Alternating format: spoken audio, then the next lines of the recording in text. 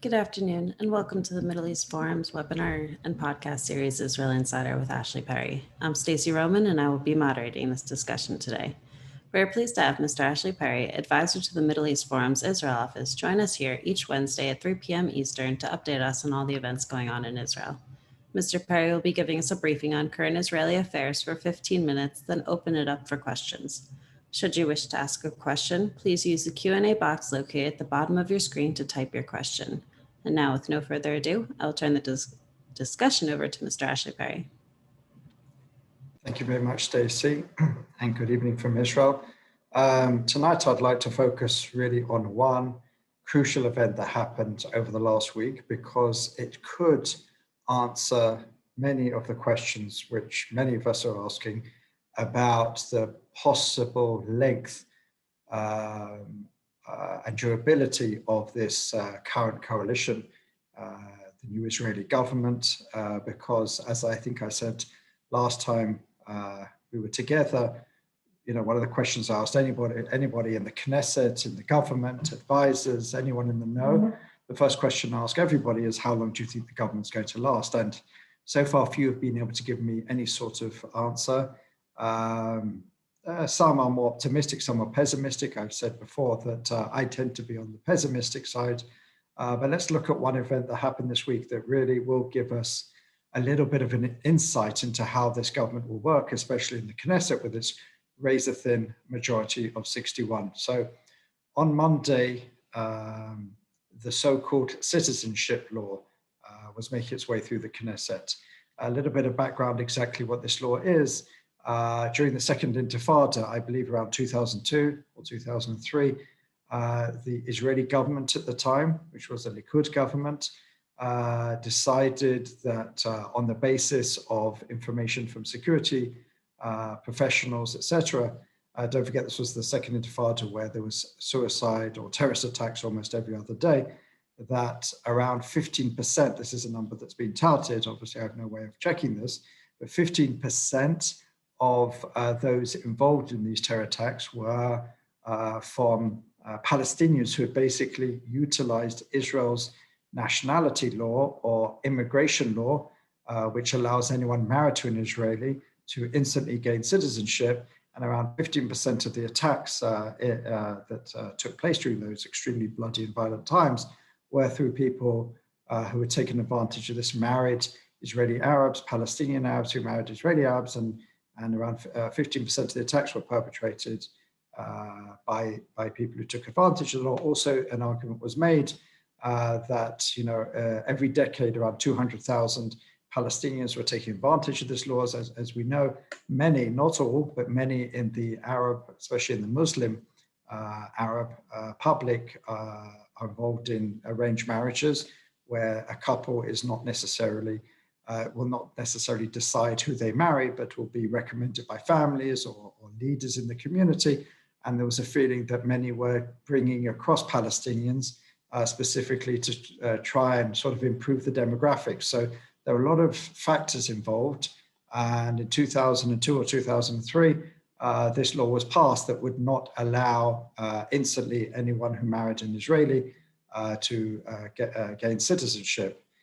As I said, the vast majority of those who would were Palestinians marrying Israeli Arabs. Basically, it was supposed to be a temporary law, and it was supposed to be voted on every single year, annually.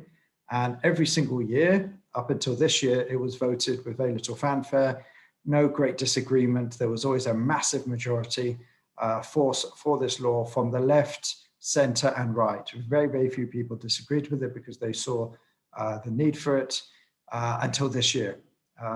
Ironically, in the year which we have, for the first time probably in the history of the State of Israel, I would argue, a prime minister and a leader of the opposition firmly from the right-wing hawkish camp, is the first year that this law didn't pass. Now, basically, what we have is, as we know, we have a government made up of right-wing parties, centrist parties, left-wing parties, and an Islamist Arab party for the first time in the government.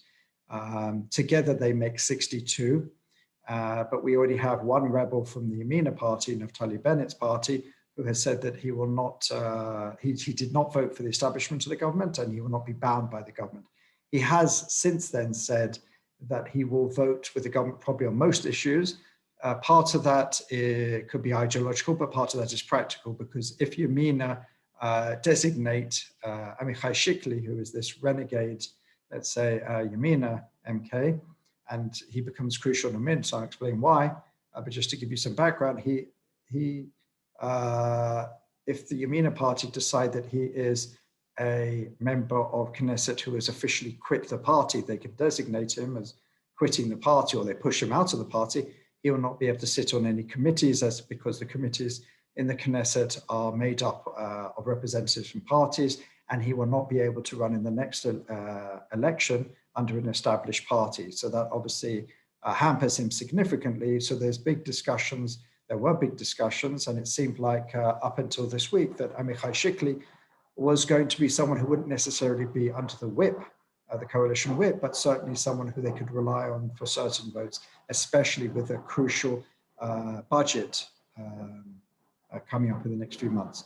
So basically we had Naftali Bennett, the leader of the government and the coalition chair, who basically were trying to ensure that Likud and all of their allies in the opposition would obviously vote for this law, because this law, not only was it something that they supported and they voted on, 19 years, 18 years in a row, it was something that the Shin Bet, the Shabak, the internal Israeli intelligence, and all other security officials said that it was crucial that it was voted on.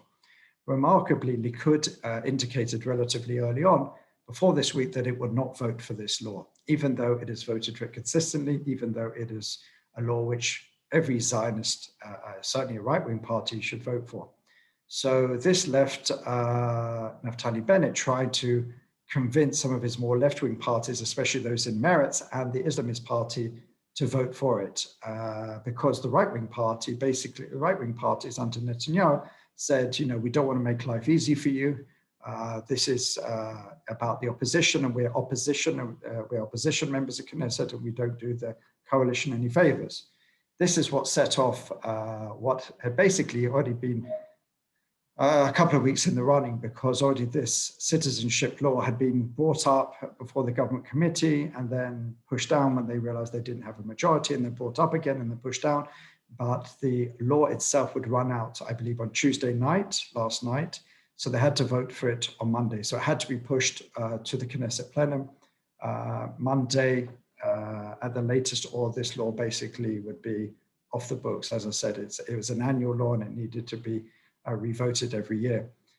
So Naftali Bennett tried to see if there could be any individuals in the opposition that could basically fill the gap, because Ram, the Islamist party, and members of Meretz said that they'll vote against it.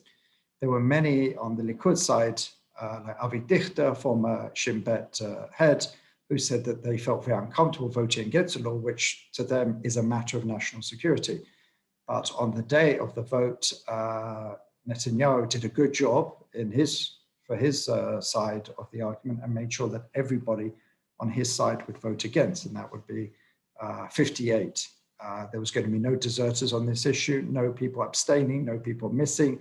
This vote took place, I believe, in the end, 3 or 4 o'clock in the morning, because there were endless filibusters. And basically, so what Naftali Bennett had to do, or rather Ayelet Shaked, because she's interior minister, whose office this law basically stands, she had to try and convince Ram and Meretz to vote for this law. And how did she do it? By trying to seek a compromise. Instead of a blanket law that basically wouldn't let any Palestinians marry Israeli Arabs. By the way, it should be said at this point that there are exceptions under this law, and according to the data that we've seen, Aryeh Deri, the leader of Shas, who's been interior minister for many, many years, gave around 1,500, 1,600 exceptions every year. So Ayelet Shaked went to Ram and Meretz and said, okay, I'll give you the same amount that Aryeh Deri gave every year, and we'll actually put it in the law. And this is where there's a debate exactly what was promised. We can also create a committee to look at all the others who are currently in limbo. There's around 12,000 couples which are in limbo. The Palestinian spouse doesn't have citizenship. They have a temporary visa that they have to renew. They can't have social rights, et cetera, et cetera. Even some compromises talked about giving social rights rather than citizenship, et cetera, et cetera. And they came to an agreement where Ram, half of their party would vote for it, 2 out of 4, and everybody else in the coalition would vote for it, and that would be enough. What happened is when it came to the vote, or literally in the minutes before the vote, Amichai Shikli, who had given his assurance that he would vote for the law, at the last minute decided to vote against the law. And what that created was a 59-59, because that you had 2 Ram members who abstained. They didn't vote against it, they abstained. So we had 59-59, and in the Israeli system, I believe, like all systems, if there's no majority, the vote does not pass. So as of last night, we no longer have this law, which every government, and by the way, it should be said, looking back into it, the opposition voted for. Yair Lapid, when he was in opposition, voted for it. Naftali Bennett, when he was in opposition, voted for it. Avigdor Lieberman, when he was in the opposition, voted for it. But Likud did something, or Likud and its allies did something relatively unprecedented, and which really just shows where we are, is that they took an issue which they firmly believe in, voted for it, 19 years in a row, 18 years in a row, without any great discussion. It was something that everybody understood, went against the advice of all the major security officials and organizations, and voted against the law, which could, again, conceivably, according to not just Netanyahu in previous years, but the heads of the Shabak, heads of all the relevant officials, could do damage to the security of Israel. But as they claim, our job as the opposition is to bring down the government. Now, on the other side, you could argue this didn't bring down the government. Even the fact that they lost, this doesn't hurt the government. It embarrasses the government, certainly. And it's probably the first large test that they failed, but it doesn't bring down the government. So it was more symbolic than anything. It was a show to try and expose it, to show that it's, as we've talked many times, there are many internal contradictions. But again, it was symbolic, as many in the coalition would argue, that the show of symbolism could arguably hurt Israel's national security. Now, what this does show us, moving on beyond the law, is a number of things. First of all, it shows that Amichai Shikli is open to persuasion. He said openly today in a radio interview that if he was to vote in elections today, he would vote for Likud. And it was sort of embarrassing that there's going to be an event, a Likud event, where he was actually going to feature, but he's now walked that back and said he's no longer going to attend. So we see, as much as Naftali Bennett and Yair Sheked of Yamina thought that they'd come to some sort of understanding with Amichai Shikli that, okay, he's not necessarily supportive of this government, but they could rely on his vote on many issues, which would give them 62, which is a little bit more comfortable than 61. But it shows that he's open to persuasion. There were remarkable scenes of, I believe it was Yoav Kish of Likud and Ayelet Sheked standing outside in the Knesset balcony, both of them shouting at Amichai Shikli their arguments as he was walking to the Knesset to vote. So really, it just came down to that. Both sides thought that they had him on their side, and in the end, he voted with the opposition. So that's the first thing. The second thing is, when it comes to these sort of issues, even the biggest compromise can still show that there are cracks in this government.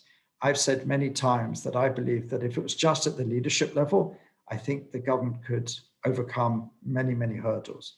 There is great will in this government at the leadership level, but at the level of many of the people in these parties, many of them will say on certain issues, even if the coalition agrees on it, I don't necessarily have to be bound on it. And we've seen that on a number of issues, and we saw it on the citizenship law. In the end, there actually was quite impressive in the coalition. They managed to work it out with merits, with even, I think there was a member of Labour Party who said that she would vote against it.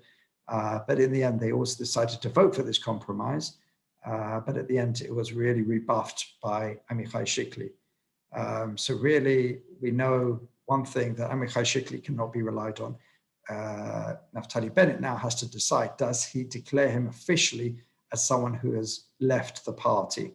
And as I said, that comes with practical considerations for Shikli, and it certainly comes with many possible negative connotations for this government. It means that it will be back to its 61, which will be more difficult.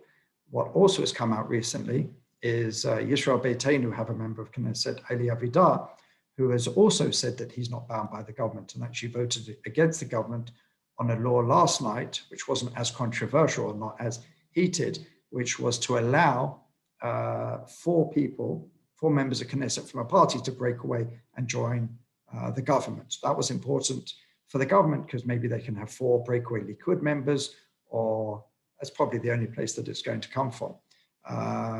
That only passed because the joint list, the joint Arab list, basically decided to abstain on this. So it gave the government a majority. Again, going back to other things we've learned is that while the opposition is almost solely the previous government with Netanyahu's Likud, Shas, United Torah Judaism, and the National Religious Party, there's another party in opposition, and that's the Arab Joint List. And we saw amazing scenes after the citizenship law failed. We saw joint celebrations with the Arab List, with Ahmed Tibi, who was supposed to be, completely off the Zionist map, celebrating alongside Likud and religious Zionists, who was supposed to be extremely right-wing. The opposition certainly has to try and get itself in order as much as the coalition does. So I think that's another thing that we learned, that there will be, perhaps if not cooperation, some sort of coordination between members of the opposition, and it will mean that Netanyahu and religious Zionists and the ultra-Orthodox parties will be on the same side as the extreme anti-Zionist Arab list on many issues in the days and weeks ahead. Overall, I think it certainly showed that these internal contradictions in the government are going to make it very, very hard. There's a lot of issues coming up, which, like the citizenship law, are supposed to be non-controversial, are supposed to be easily pushed through the government. If you look at the numbers in the Knesset, there probably should be a majority of 90, 95 for issues like that. But the fact that only 59 members of Knesset voted for it because the opposition, at least, saw that their role as opposition was more important than what the coalition would argue is a national security issue, and many other figures, shows that this is going to be an extremely difficult and divisive Knesset. There is going to be very little crossover. There's going to be very little room for maneuver. And this was shown in stark reminder last night that one of the members of Knesset from Tikva Chadasha, his sister died during the day, and he went to the funeral. Now, usually in these situations, you ask for a person in the opposition to also sit out. So it's mutually understood that one person will sit out in the government and one person will sit on the coalition. It's called Kizuz. But the coalition basically claimed that the opposition under Netanyahu was playing around with them, kept on throwing up different people who would sit out. And every time they would say that they would sit out, they'd be found in the Knesset. And as I said, when these votes are basically relying on one seat one way or another, they basically had to call this poor MK who just lost his sister. He came to the Knesset with his ripped shirt, with his kippah still on his head, an hour after his sister's funeral, when he should be sitting Shiva, the 7-day mourning period, and he had to be in the Knesset. So that really did bring home the fact that there's no room for illness, there's no room for bereavement, there's no room for everything. This is going to be a very divisive Knesset. Every vote's going to come down to the wire. And I think this week we really just saw an example of that. So I've got a little bit over time, I know, but I'm happy for any questions on this or any other subjects. Wonderful. Thank you so much. So the first question we have in from Carrie Hildebrand: is there any backlash against Likud for voting against the security needs of the state just to harm the government? And will this act backfire? Well, it depends who you ask. We already saw some polls which showed that the majority of Israelis, which would include obviously many on the right, because the right wing certainly is a majority in the Israeli public in general, that they didn't support this move. of Netanyahu. And Naftali Bennett basically came out afterwards, made a speech and said, this will be remembered just like when Netanyahu voted 3 times for the disengagement. Whenever elections come around, those videos come out again and again for Netanyahu's opponents to try and paint him as someone who, talks an ideological game, but when it comes to it, will vote on the left-wing agenda. So he said that this vote, alongside Ahmed Tibi and people like that, will show Netanyahu places political interest before the state's interests. The argument against that is, despite the fact that people like to think that they show proof that Netanyahu votes left-wing on many issues when it comes to it, it hasn't really harmed him at the polls. It remains to be seen exactly how that will harm him. There's no talk of elections yet. We haven't really seen any polls since then. I think that my sense is it will leave a nasty taste in the mouth. But if we've got no elections the next few months, it probably won't be an issue. This issue probably will be sorted out one way or another. There's talk of reintroducing it and trying to, again, find that compromise and trying to get it over the line in the next couple of weeks. If so, it will be relatively quickly forgotten. If there is some actual physical blowback from it, then perhaps it will linger a little bit longer. But it all remains to be seen how many more issues Netanyahu and his so-called right-wing opposition will vote against its ideology, because one of their main arguments against Naftali Bennett consistently has been that you put your own political personal needs ahead of the country. Well, I think that's going to be a much harder case to make moving forward when they voted against something that they've supported for 19 years. Thank you. And that brings me to the next question. Murray Feldman asks, how soon can Shaked bring this back for another vote? They say probably in the next couple of weeks. It's going to be something.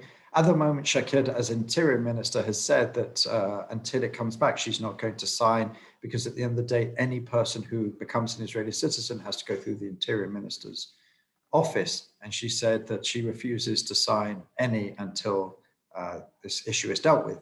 On the other hand, there are those who are trying to immediately jump on the fact that this law no longer exists. And there are some, let's say, I don't know if you could describe them, left-wing groups, civil rights groups, who are already trying to petition the High Court to allow for all those currently in limbo to immediately receive citizenship. So there could be a bit of a fight between the High Court and the Interior Minister at this point. So I think it would be the Interior Minister's interest, and the government as a whole's interest, to try and deal with this as quickly as possible. That remains to be seen. By the way, even if there is a law, as there has been pretty much every other year, there's a petition to the High Court. And in the last few years, the High Court has ruled by a majority of 1. I think the last time it was 6-5. Now, it could be that next time it goes to the Supreme Court, maybe as they've seen that there's a significant amount of votes against this law by Likud, by those so-called right parties, the justices sitting on the Supreme Court could say, well, it seems that this law is no longer necessary because there's significant opposition to it, even amongst those, those who deem themselves right-wing and Zionists, and they could strike it down even if it is passed. So it remains to be seen exactly what damage that vote has done. It could be, as I said, everything will blow over, or it could be there's very long-lasting ramifications. Thank you. From Stephen Orlow. If the citizenship law is not enacted, is there any discretion by the Interior Minister as to who should or should not become a citizen, or is citizenship required to be granted automatically? In theory, now that this law has fallen, citizenship should be granted unless there is a reason not to. Every application by Palestinians does go through the Shin Bet, but going back to that statistics I mentioned at the beginning, the Shin Bet has a lot on its plate, and there are people who maybe only become radicalized once they move over the green line, or it could be people with very little background but are radicalized already, but we're not on the Shin Bet's radar. The fact that they needed this law shows that there was obviously some kinks in the system, some loopholes. which are now going to be back in play for the first time in 19 years. Thank you. From Flora Lovecats, in light of your sobering assessment and overview, do you anticipate the Knesset surviving the next 2 years, this Knesset? 2 years, I think I've said this before, I'm not a betting man, but if I was, I wouldn't put too much money on it lasting 2 years, but one never knows. As I said, I think at the leadership level, the leaders of the parties really have an interest, and I think there's even a will to work very well to try and compromise. We saw that. Mansour Abbas, even though obviously many of his constituents will be against this law, because don't forget his people are the Arab Israelis, many of whom may have spouses in this limbo situation, but the fact that they were prepared to compromise and at least vote, at least half with the government and Meretz and the Labour Party shows that there is a will at the highest level. But again, I wouldn't put too much money on it lasting 2 years. I think it would do very well to last 2 years. But as I said, 2 years would be that point where Yair Lapid would become prime minister. So obviously, Yair Lapid has a great interest in it lasting at least 2 years. But if I was a betting man, I wouldn't put too much money on it. Understood. Thank you. From Edward Kaplan, what is the likelihood that these small parties would be in Knesset if the government fails and there is another election? That's a good question. So far, every poll that's been taken since the last election, since the Knesset was formed, since the government was formed, has shown that every party currently in the Knesset will pass. Some of them not, like Ram, by not so much. Tikva Chadasha, Gideon Sa'ar's party, also teetering on the brink there. And the government makeup would be pretty much the same. In fact, the last one I saw would actually give one more seat to the current coalition over the opposition. So at the moment, there's no danger, or not too much danger. But I think some of those smaller parties certainly would not want to go to elections until they had some successes and some achievements under their belt. Thank you. From Reuven Haq, any plans for a Likud internal election in the near future? That's a good question. I spoke to a few people about that this week. My assumption was always that Netanyahu would like to push it as quickly as possible while he still has that aura of prime minister leadership. The longer he stays in the opposition, the less shine there is, let's say. And certainly, as the leader of opposition, he has no positions to give out. As a government, he had ministries, heads of committees, many other positions. As leader of the opposition, he has absolutely no positions to give out. Every single other member of the Likud, I think bar one, is just a regular member of Knesset. They probably have a deputy speaker somewhere, and they probably have a head of a chairman of a committee, but they won't even agree to sit at the moment on the arrangements committee, which will decide that. But at the moment, the bottom line is he doesn't have too much to give up. So my assumption was always that he would try and move them up as quickly as possible. And we heard from potential challengers like Nir Barkat and Yuli Edelstein, who want to have it a little bit further down the line. But there hasn't really been too much talk on that at the moment. The Netanyahu certainly are busy leaving. Balfour, finally, I think in the next couple of days, they're supposed to be leaving. So maybe in the next few weeks, we'll hear a little bit more about that. I did hear an assessment where it's not in Netanyahu's interest to hold primaries at this point, to sort of wait and see. As I said, I think last time I did this, that there's a big sort of wait and see what's going to happen. Can this government last 6 months? What's going to happen? The ultra-Orthodox stipends are going to be running out. And Victor Lieberman's finance minister today basically announced that he's going to provide up to the age of 3 free childcare for all those with 2 working parents. Up until now, it's only been 1 working parent if the mother was working. And that was seen as a sort of against the ultra-Orthodox community, because in their community, 85% of the women will work, whereas 50% of the men work, and the rest are full-time students. So that was seen as sort of attacking them. And certainly that will hurt the average ultra-Orthodox family significantly financially. And as I said, I think last time, that the last thing Netanyahu did before he broke up the government was give them a nice soft cushion for at least a few months, because it's clear that the ultra-Orthodox, regardless of how they are bashing the government and calling everyone in it evil and non-Jewish and this and that and the other. They are desperate to get on the inside, but at the moment, they're not able to get on the inside.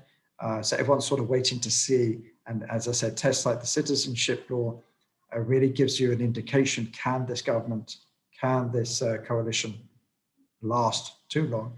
So it remains to be seen, but it's clear that this week was certainly a test that the coalition failed. And I think this will start giving people an indication where the winds are blowing for the months ahead.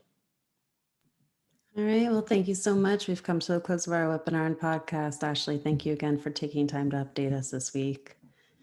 And thank you all for joining us, and I hope you have a great day.